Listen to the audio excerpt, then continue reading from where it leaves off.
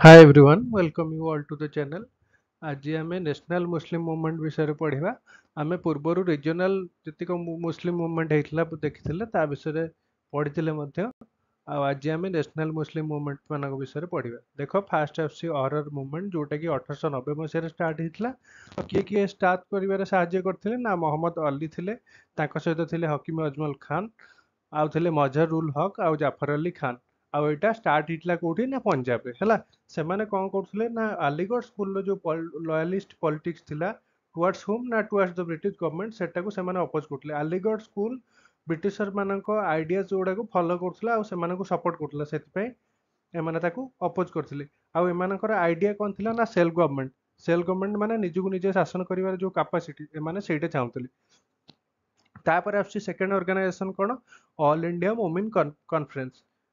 ଆଉ ମନେ ରଖିବ ଏଇଟା ସପୋର୍ଟ କରୁଥିଲା ଇଣ୍ଡିଆନ୍ ନ୍ୟାସନାଲ କଂଗ୍ରେସ ଯୋଉ ସ୍ଥାପନ ହେଇଥିଲା ତାର ଆକ୍ଟିଭିଟି ଗୁଡାକୁ ସପୋର୍ଟ କରୁଥିଲା ଆଉ ଅପୋଜ କରୁଥିଲା କଣ ଯୋଉ ପାକିସ୍ତାନର ଡିମାଣ୍ଡ ଗୋଟେ ଉଠିଥିଲା କି ଆଉ ଗୋଟେ ଅଲଗା ମୁସଲିମ ମାନଙ୍କ ପାଇଁ ଅଲଗା ଗୋଟେ ଦେଶ କ୍ରିଏଟ କରିବା ପାକିସ୍ତାନ ତାକୁ ସେ ଅପୋଜ କରୁଥିଲା ଏଇଟା ଇମ୍ପୋର୍ଟାଣ୍ଟ ପଏଣ୍ଟଟା ମନେ ରଖିଥିବ ଆଇଏନସି କୁ ସପୋର୍ଟ କରୁଥିଲା ଅପୋଜ କରୁଥିଲା କାହାକୁ ପାକିସ୍ତାନକୁ ଅଲ୍ ଇଣ୍ଡିଆ ମୋମିନ୍ କନଫରେନ୍ସ ତାପରେ ଦେଖ ଥାର୍ଡରେ ଆସୁଛି ଖୁଦାଇ ଖିଦମତଗାର ମୁଭମେଣ୍ଟ ଯୋଉଟା କି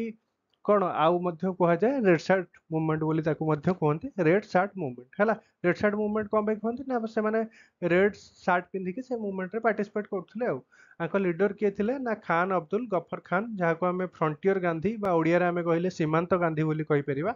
1930 ମସିହାରେ এই ମୁଭମେଣ୍ଟ ଷ୍ଟାର୍ଟ ହେଇଥିଲା ଆଉ ନର୍ଥ ୱେଷ୍ଟ ଫ୍ରଣ୍ଟିୟର ପ୍ରୋଭିନ୍ସରେ ଷ୍ଟାର୍ଟ ହେଇଥିଲା ଆଉ ହେଲା ଇଏ କଣ ନା ଇଣ୍ଡିଆନ୍ ନ୍ୟାସନାଲ କଂଗ୍ରେସକୁ ସବୁବେଳେ ସପୋର୍ଟ କରୁଥିଲେ ଆଉ नो रेंट कैंपेन जो होता सिविल डिसओबिडियंस मूवमेंट समय से ସେଥିରେ पार्टिसिपेट ମଧ୍ୟ କରିଥିଲେ ତାପରେ ଆସୁଛି ଦେଖ ଖିଲାଫତ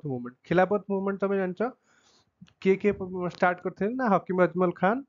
ହସରତ ମୋହିନୀ ଅଲି ବ୍ରଦର୍ସ ଆଉ ମୌଲାନା ଆଜାଦ ମିଶିକି ଷ୍ଟାର୍ଟ କରିଥିଲେ ଆର ରିଜିନ କଣ ଥିଲା ଏଟା ଷ୍ଟାର୍ଟ ହବାର ନା ଟ୍ରିଟି ଅଫ ସେଭର୍ସ ଯୋଉ ହେଇଥିଲା ସେଥିରେ କଣ କାଲିଫକୁ ଯୋଉ ରାଇଟ ମିଳିବା କଥା ଏମାନଙ୍କ ଅନୁସାରେ ସେମାନଙ୍କୁ ମିଳିନଥିଲା ହେଲା ସେଥିପାଇଁ ଏମାନେ ଅପୋଜ କରୁଥିଲେ ଆଉ କଣ ଗୋଟେ ଖିଲାଫତ ମୁଭମେଣ୍ଟ ଷ୍ଟାର୍ଟ କରିଥିଲେ ଯୋଉଟାରେ କି ଗାନ୍ଧୀଜୀ ପାର୍ଟିସିପେଟ କରିଥିଲେ ଆଉ ଅନ୍ୟ ନ୍ୟାସନାଲ ଲିଡର ମାନେ ମଧ୍ୟ ପାର୍ଟିସିପେଟ କରିଥିଲେ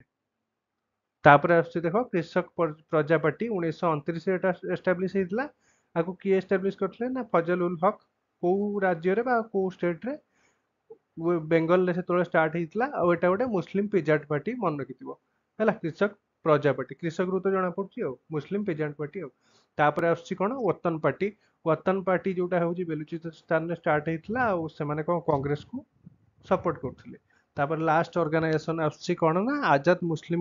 କନଫରେନ୍ସ ଯୋଉଟା କି ଆଲ୍ଲା ବକ୍ସ ସ୍ଥାପନ କରିଥିଲେ 1940 ମସିହାରେ ଆଉ ସିଏ କଣ ପାକିସ୍ତାନର କ୍ରିଏସନ ପାଇଁ ଯୋଉ ଡିମାଣ୍ଡଟା ଉଠିଥିଲା ସେ ସମୟରେ ତାକୁ ଇଏ ମଧ୍ୟ ଅପୋଜ କରିଥିଲେ ହେଲା ଏଇଟା ଥିଲା ନ୍ୟାସନାଲ ଲେଭେଲର ଯୋଉ ମୁସଲିମ ମାନଙ୍କର ମୁଭମେଣ୍ଟ ହେଇଥିଲା ଏତିକି ଥିଲା ତାର ଇମ୍ପୋର୍ଟାଣ୍ଟ ଅର୍ଗାନାଇଜେସନ ଗୁଡା ମୁଭମେଣ୍ଟ ଗୁଡା ତ ମୁଁ କହିଲି ଯଦି ଭିଡ଼ିଓଟା ଭଲ ଲାଗିଥିବ ଲାଇକ୍ ସେୟାର ସବସ୍କ୍ରାଇବ କରିବ ଆଉ ଯଦି ତମ ସାଙ୍ଗମାନେ କି ଯେକୌଣସି ଗ୍ରୁପରେ ଅଛ ଯୋଉ ପିଲାମାନଙ୍କର ରିକ୍ୱାରମେଣ୍ଟ ଅଛି ସେମାନେ ପଢି ପାରୁନାହାନ୍ତି ପ୍ରିପାରେସନ କରିପାରୁନାହାନ୍ତି ଏଇ ଚ୍ୟାନେଲକୁ ସେୟାର କର ସୋ ଦ୍ୟାଟ ଏଇ ଫ୍ରି ଇନିସିଏଟିଭର ଲାଭ ସେମାନେ ମଧ୍ୟ ନେଇପାରିବେ ସୋ ଥ୍ୟାଙ୍କ୍ସ ଫର ୱାଚିଂ